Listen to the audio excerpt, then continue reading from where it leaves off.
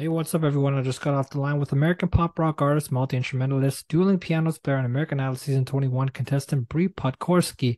In this newest episode, Bree talks about the experience on American Idol, duet with Lionel Richie, connecting with music early on, time as an environmental organization volunteer in New Zealand, moving to Los Angeles, whether she feels revitalized and eager, growing into a compelling live performer, being a dueling pianos player, new single plus music video, Rather Be Alone, and more.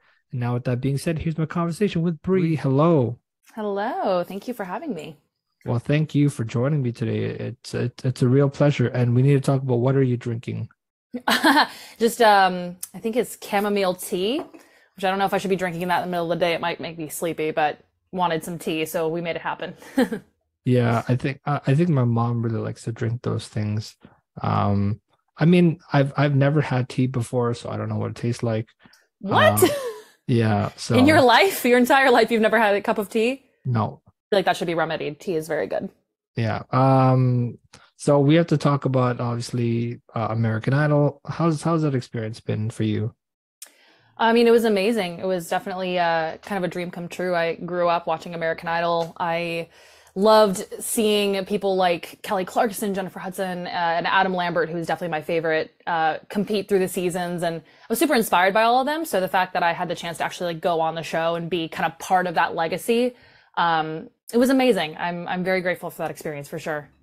Yeah, and would you say the music was kind of something that you connected with early on? Yes, I have been a musical kid since I was really young. So I started writing songs officially at like age 12. But before that, my aunt was a famous opera singer in Germany. A lot of people in my family were very musical, and so I kind of grew up around that. But yeah, music has been in my blood since I was a baby, I would say. Absolutely. And who were some of the musical examples that you kind of looked up to in music? Well, I grew up listening to artists like Fleetwood Mac specifically was a big one for me. Stevie Nicks is like my idol. I am obsessed with her. I also grew up listening to like Frank Sinatra, the Rat Pack. So a lot of like kind of classical vocals alongside a lot of like hair metal and 80s rock, like Bon Jovi, Def Leppard, like, Van Halen, a lot of those bands as well. My dad has a very eclectic taste in music. So I grew up listening to all of that, and that kind of like shaped my own sound of, wanting to bring in the beauty of the vocals of like the Rat Pack alongside like the hard hitting instrumentation and also the memorable hooks of like classic rock era. So I feel like those combined kind of really educated the sound that I have now. Absolutely. And when was it that you moved to Los Angeles? When I was 13. And how was that sort of move from your hometown of West Dundee, Illinois, then moving to Los Angeles? But then you also went to New Zealand because you were kind of what was it? I think it was an environmental organization volunteer. That's what it was. Hmm. Um, why was that sort of move to New Zealand important for your career? Yeah, I mean, I think it was more important for me as a person, to be honest with you. I moved to Los Angeles when I was 13 after I'd won an acting competition and got part of the industry pretty young. And I think if you talk to any most child actors or musicians who entered the industry at that age, it's not easy. It's not a upbringing that I would recommend personally.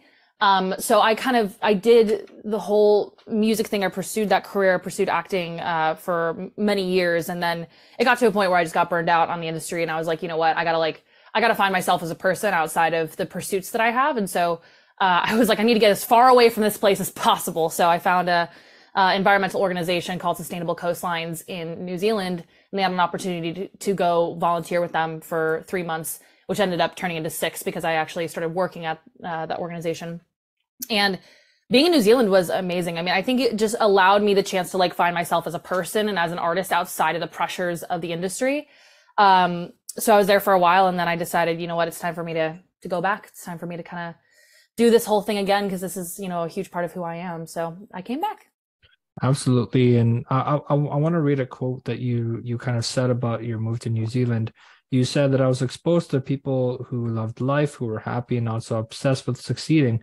It changed the way I saw the potential for my future. I started playing piano, getting residencies in bars. I realized the dream was not over. This is so who I am, and I couldn't deny that part of myself. So I packed up my stuff and came back to LA. Why would you say moving back to LA was that significant kind of turning point in your career? Yeah, I think that and that's a good question. I think when I first came to LA, I was very young, and so it wasn't necessarily a decision that I made by myself. So I think for me, I had to kind of step away from the industry, step away from everything to kind of figure out if this is actually what I wanted. You know, like, do I want to be an artist? Do I want to pursue this as a musician? Because this career path is not easy. It can be heartbreaking. It's very hard. You have to hustle a lot, but I think stepping away from it and realizing still that this is like who I am and my passion, that was a really important thing for me. And I then made the decision myself to come back and start pursuing this again as like an adult, as someone who has kind of control over my own destiny. So, and it's been good. It's, you know, I'm excited to be here. I'm excited to see where my career takes me being in LA. And if I have to go somewhere else, I'll go somewhere else. But for right now, it's LA for me. Yeah, and I want to ask you this question because I'm curious to know what your answer to this is. Do you when you kind of think about where you are now compared to from the experiences in New Zealand and then kind of making your way back to LA, when you kind of look back on yourself now at this point, are you happy? In general, let's dive in. Yeah, I mean, I will say that happiness is a ever moving spectrum, you know, so it's like there are, I think, days where I am happy, there are days where I'm not, but I will say that I am content with the pursuit that I'm going for right now. I think that even in the days where I'm not feeling very happy or I'm feeling discouraged or feeling disappointed, I know that I am heading in the direction that I am meant to head in because this is what my heart has been trying to get me to do, has been telling me from the time I was young. It's like, you have to be an artist. That's who you are. And so I think even in the movement between being happy and unhappy, I'm very happy with where I'm heading and what I'm doing with my life. Absolutely, and obviously you were very clear as well about your kind of outlook from being burned out from the Hollywood expectations. You said that there was a lot of pressure on me as a young kid. I equated my value with my lack of success. Why do you believe that? Why do I believe that? What do you mean? Well, I mean, like, okay, let me phrase this better. I think you were talking about being burnt out from the Hollywood expectations. What did you mean by being burned out in kind of that retrospect? Because obviously for people that are kind of listening to this would probably kind of get confused at first on what that kind of meaning for you was. Mhm. What did that mean to you? Yeah, and I will say, I'll preface this with, you know, my goal is anytime I tell my story is not to play the victim at all. Like, that's not my goal. It's just kind of a part of my journey in this whole musical thing. But I think when you're really young and you are brought out to a place like Los Angeles to pursue entertainment, which is it's a very competitive field that is probably not the best for someone who's very young. I just had a lot of pressure on me growing up to be successful, especially because my parents moved my entire family out there for me to be in the industry.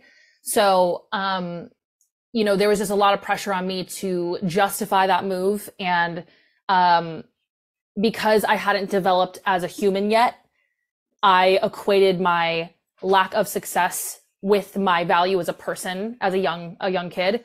And so I was like, why am I not successful? Why am I not playing stadiums like people said I would? Or why am I not doing all this stuff? And so I had to leave in order to kind of figure out, like, okay, who am I as a person, and where does my value actually lie outside of, you know, whether or not I am successful in this industry? Like, no matter what my success is, I am still worthy as a human being. And that was something that was really important for me to figure out before I were to ever come back, because this industry will chew you up and spit you out if you do not kind of figure that out pretty early on. Absolutely. And you were also very clear about your moments where you kind of feel unfulfilled as well. Because you did say about being unfulfilled by the 9 to 5 existence. Mm-hmm. And that was kind of regarding your experience with obviously doing a tech startup job in Austin, Texas. Mm. Um, why was that? I mean, I don't know how to phrase this, but the unfulfillment from the 9 to 5 existence. Can you can you clarify what kind of that kind of experience was like? Yeah, I mean, and I will also preface this by saying that there is nothing inherently wrong with a 9 to 5 job. 9 to 5 jobs are awesome. They are stable, and people who are happy with those, I think that's awesome. You should do that. It's a lot easier than doing this whole artist thing. But for me, my passion and who I am is just very much tied into being an artist. So like I was not being true to myself by being in a 9 to 5 job and not pursuing artistry at the same time. And so that's where the unfulfillment came from. It wasn't inherently because it was a 9 to 5 job. It was because I was denying the most important part of myself by accepting stability rather than taking the risk of pursuing my dreams again.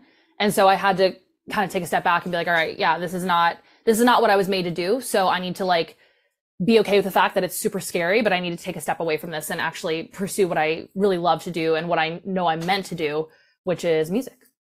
Absolutely. And do you feel now revitalized and eager to kind of chase your career now that you have it? Yeah, absolutely. I'm very my mindset around my career has changed to where in the beginning I had a lot of people telling me like, oh, you're going to play stadiums by the time you're 16. You're the next Taylor Swift. You're all this stuff. And that had set my expectations for how quickly I was going to reach those kinds of goals. And so to me, it was a sprint. Now I'm realizing that this whole being an artist thing, it's a lifestyle, it's a marathon, and it's also not trying to reach a certain place. It's about enjoying the experience and the process of being an artist. Like there's no end goal really as an artist. It's just to be as true to yourself as you can and also to reach as many people as you can. So that's kind of my goal moving forward is like, how do I just enjoy the process, enjoy being as an artist, and then be surprised and excited about the things that come from that along the way. Yeah, that totally makes sense. I completely understand that, and you are a dueling pianos player. Mm-hmm. Can you kind of clarify to people what that certain thing is, or what is a dueling pianos player? Yeah, so dueling piano bar player, basically how dueling pianos works is that you have two piano players sitting across from each other. We sing and we play piano. And then we basically do not have a set list. So we tell the audience, you tell us what you want to hear. They write down a song, put money on it, and then we'll play whatever they want based on how much money they put on the piano. So I play everything from country, rock, rap. I rap more than I thought I ever would in my life. And like a pop, all these different kinds of genres, based on what the audience wants and what they pay for. So it's definitely it's a very challenging gig, but it's like super fun. And that you kind of saw that a little bit on American Idol with, they didn't show a lot of it, but, that whole experience with Lionel was completely not planned. I was talking about being a dueling piano bar player and saying to the judges, like, hey, like, you know, when I play dueling pianos, like, Katie, for you, the song that I always play is I Kissed a Girl. Luke, for you, it's Country Girl. Lionel, for you, it's All Night Long. And he's like, let's play it. And I was like, what? And they brought a second piano out, and then we did like a dueling performance of that. So that's kind of like the spontaneity that comes with dueling pianos. Yeah, and what was the experience like with performing with Lionel Richie?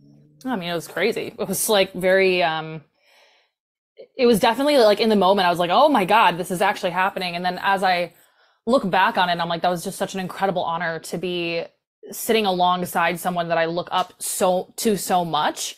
And in that moment, like feel not that I am an equal to Lionel Richie. He is so much more successful than I am, but I felt like I was playing with a legend and on an equal footing, you know? So I was like, oh, this is like the kind of career that I want where I can play with people like Lionel Richie. And, you know, I can be doing a duet with someone like that on national television. So it was definitely it was just a very cool experience. I was kind of like, I'm adding that to my manifestation board. Absolutely. And the funny part about that song, All Night Long, that is one of my favorite songs from Lionel Richie. And Mhm. it was funny how he kind of mentioned about how he made up that language in the part where it says Tamboli se te moya, Yeah. me jumbo jumbo. And he says that it was a made up language and people just took it.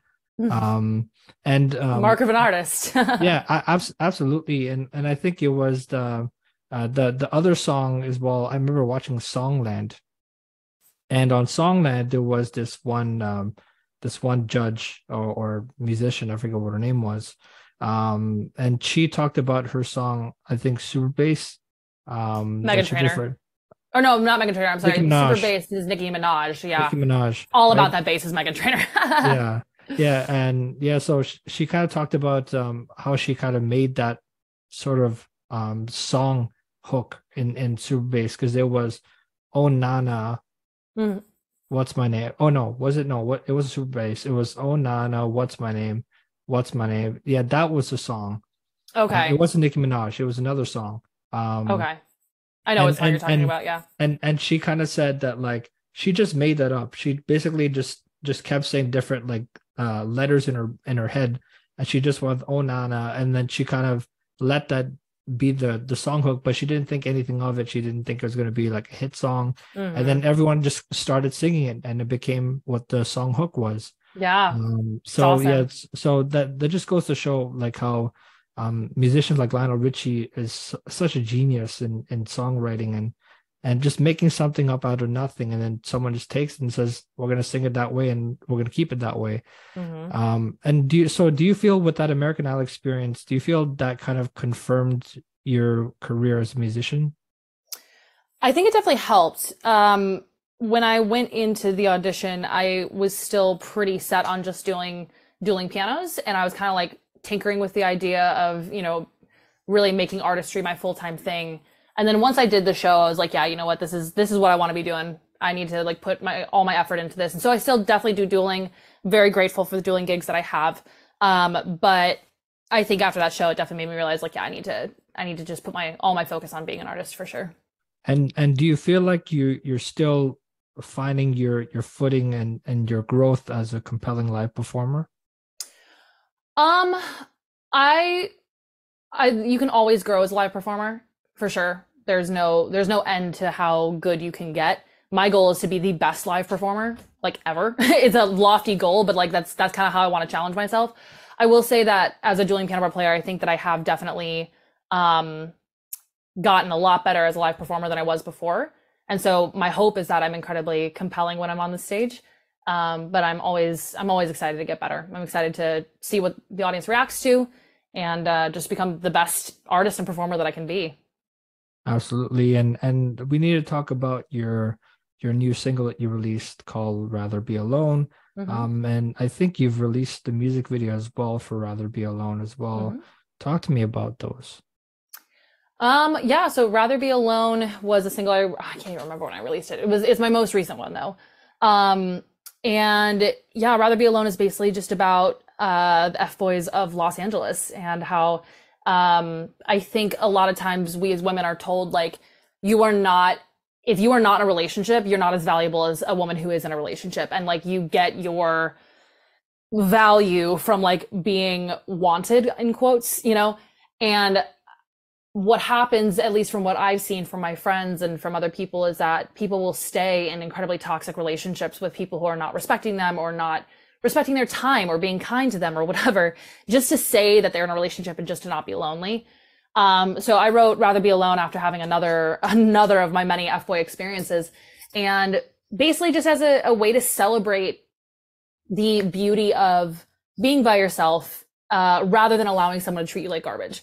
So that's kind of what that song is. It's like this self-love anthem of just like, you know what?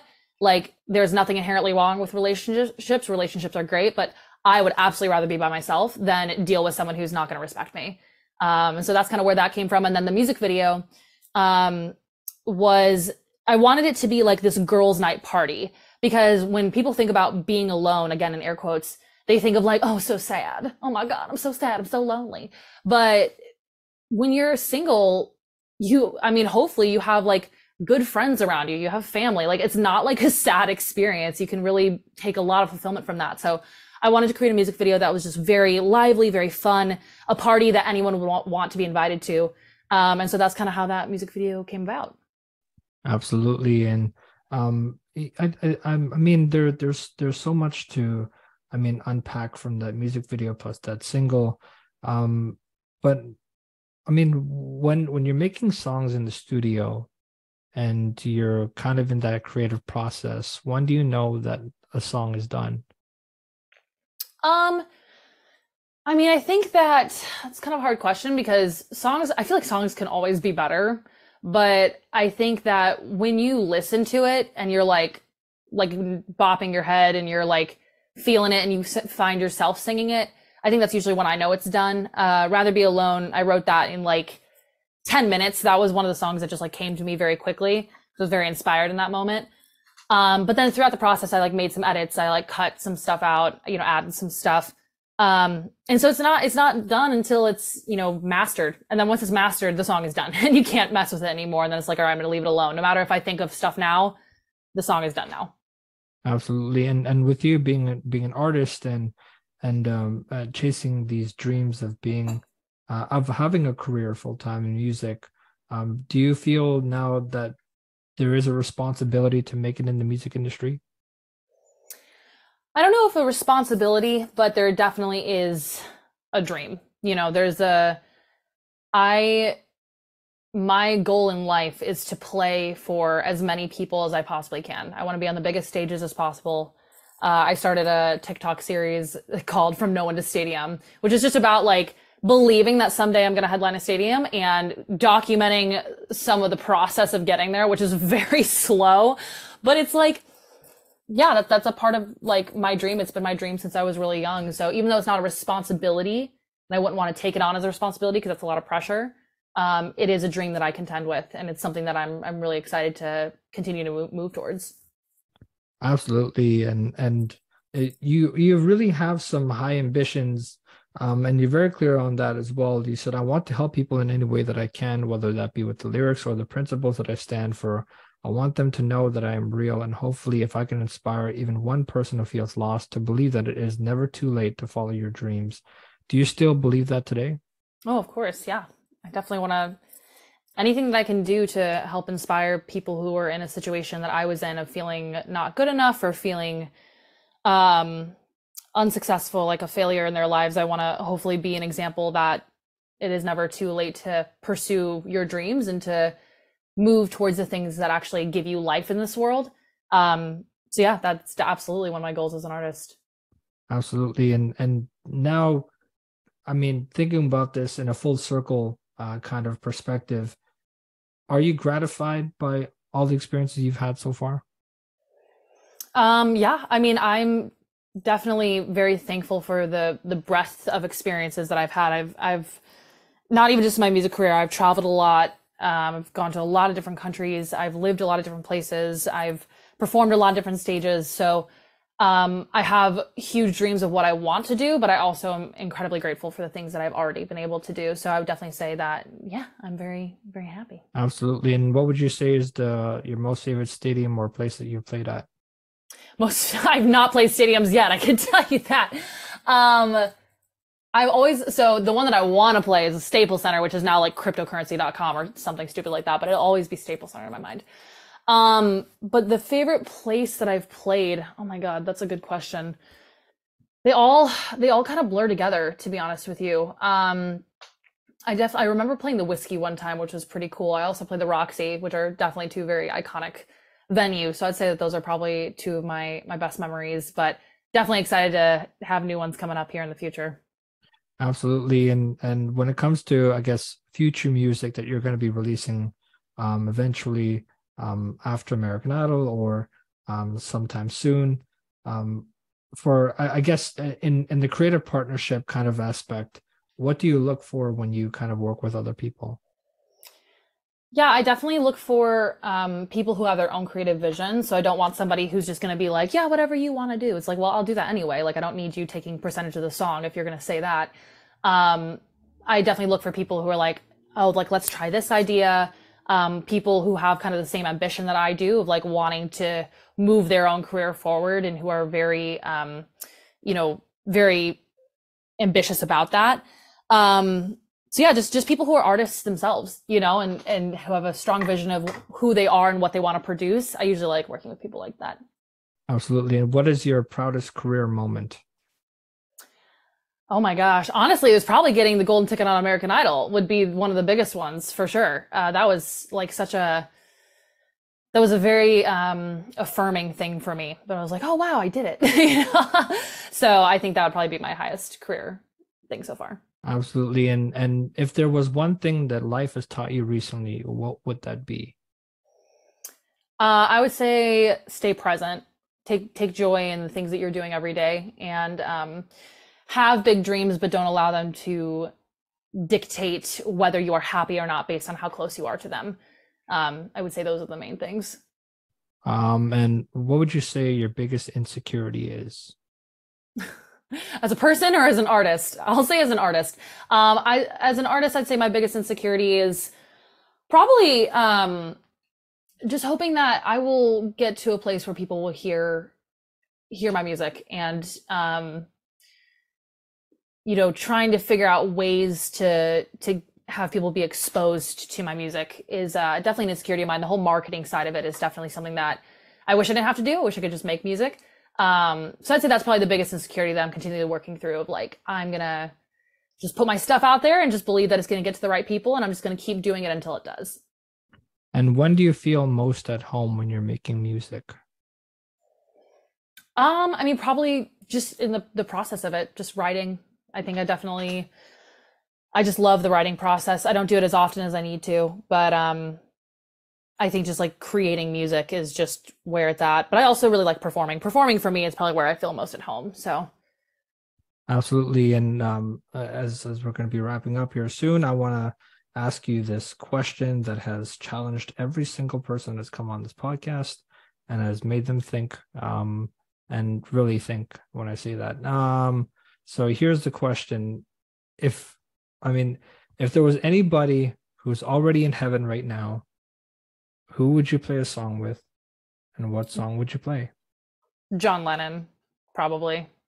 What song? Any song he wanted. Any song he wanted. Maybe Imagine. Let's just play Imagine with John Lennon would probably be the best thing ever. Yeah, absolutely. John Lennon has a catalog of great songs, including Jealous Guy. That's such a beautiful song as well. I mean, I think for me, I think it would be John Denver. Because I'm a performer myself, and I did what started my whole kind of journey in music was I was at this grade 7 or 8 music class, and we had this project where we had to do where we had to pick out a genre from random out of a box, and we couldn't look, so you had to pick up a genre at random, and I ended up picking up country. And this is like a young kid that had no idea what music was. I had no idea what country music was. And so there was the pressure of finding a song now to perform as a project. And I ended up stumbling across Take Me Home Country Roads. And I'm like, I started singing that song and practicing. I'm like, that's what it is. That's the song that I'm going to do. And then when I performed it in front of the class, they're like, you need to do that again. And then the music teacher, who was so kind, and I still have a good relationship with now, she said that would you like to perform that at the grade 3 or 5 spring concert, because you really did that really beautifully, and I'm like, oh, for sure. And my parents were in the audience watching it, and as like a nervous young kid, I had no idea what the hell was going on. And so that was kind of like the thing that I feel that connected me with John Denver the most, and I still love his music today. It's a great song. What would you say is like the coolest musical moment that you've had? Duetting with Lionel Richie. for sure. No comparison. Is there a favorite Lionel Richie song? All night long for sure. And that's I mean, not everyone's. That is the song that we get requested the most from him. And that's how that whole conversation came up. But yeah, I love that song. It's so catchy, and I always am singing it in my head, especially now because I've watched the video of us playing together 1,000 times, and I'm just like, all night long. Yeah, absolutely. And what would you say is aside from American Idol and Lionel Richie and the duet with him, what would you say is the most powerful out of body experience in music you've had? I have kind of a few out of body experiences when I perform, honestly. I think when it's like when the spirit moves you, quote unquote. I'll say that there have been times where I've been at jams or when I've been at my own concerts where I will be singing something and then it's just kind of like that thing that just comes up and it's just like, whew, and it's like, I don't know, it's just the music kind of overtakes me personally. And like, I kind of like have an out of body experience where I kind of not controlling myself. I'm just like singing. That is definitely some of the coolest moments that I've had. And those are, I would say, the most out of body I've experienced. Absolutely. Well, thank you so much for taking the time to speak with me today. Yeah. I had such a blast to talk with you. And to the listener who made it this far into the episode, thanks so much for sticking around. I hope you enjoyed my conversation with American pop rock artist, multi-instrumentalist, dueling pianos player, and American Idol Season 21 contestant Bree Podgorski. If you want to connect with Bree, you can find her on Instagram, Facebook, Twitter, YouTube, and on TikTok. To help support my show, please feel free to share it with family, friends, or on social media. You can also find me on all social media platforms as well as on all podcast streaming platforms. On Spotify and YouTube as well. I've been host Jigme Kelsang. Thanks for tuning into the show.